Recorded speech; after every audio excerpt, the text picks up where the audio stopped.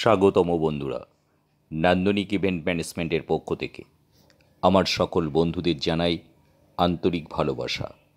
যারা আমার চ্যানেলটি এখনও সাবস্ক্রাইব করেননি এবং যারা এই চ্যানেলটি নতুন দেখছেন, প্রত্যেকেই চ্যানেলটি সাবস্ক্রাইব করুন এবং বেল আইকন প্রেস করুন। তাহলে নিত্য নতুন ভিডিও এই চ্যানেলে আপলোড করা মাত্রই আপনারা জানতে পারবেন, দেখতে পারবেন।